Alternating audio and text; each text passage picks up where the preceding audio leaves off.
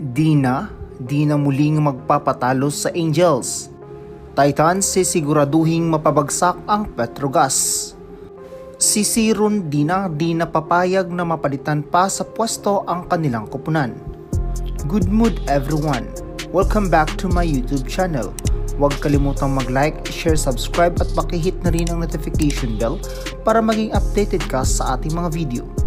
Magiging nakakakaba dahil isang crucial nga ito para sa CMFT ang magiging laban nila sa Petrogas dahil isang dahilan nga ay baka magpapalit naman ang pwesto nito into danger zone. Magiging hard work na dito ang Titans dahil kinakailangan nilang malampasan ito dahil napakatigas ngang talunin itong Angels kung saan ay hindi ito nagpapatalo at baka pwede pa nitong mabago ang ranking sa PBL.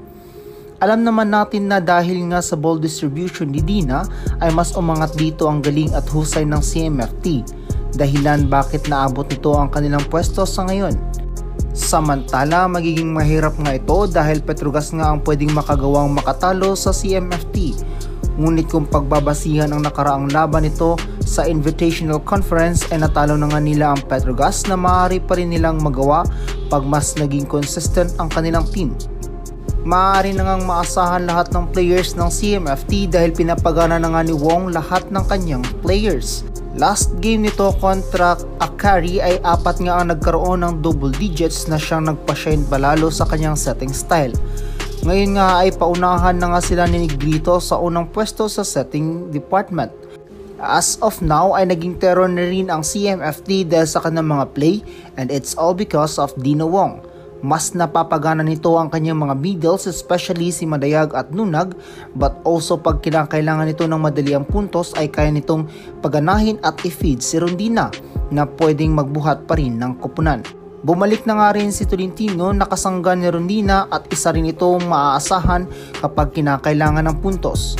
Sapagkat mahirap man patumbahin ng Angels dahil andyan pa rin si Sultones, Fontillas at baka makakalaro na rin si Sabete dahil nagkaroon ito ng injury last game nito laban sa CCS. Matinding blocking at atake ang pwedeng ipantapat nito sa Titans. Kilala nga itong Petrogas na napakasipag rin sa depensa dahil kahit ang CCS ay napwersa nila ito in 5-setter game na maaari nilang gawin sa CMFT. Sa ngayon nga ay tanging alas ng Titans ay mas nakakagalaw sila ng maayos sa loob ng court dahil mas tumindi na nga ang kanilang depensa ng koponan. Especially si Tang Ponce nga ay nangunguna na ngayon sa digging department at receiving kaya't magiging better na ang laro nito sa ngayon.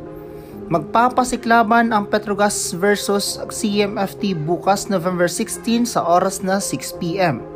Hanggang dito na lang muna ang mga ka-hype. Huwag kalimutang mag-like, share, subscribe, and hit the notification bell para maging updated ka sa ating mga video.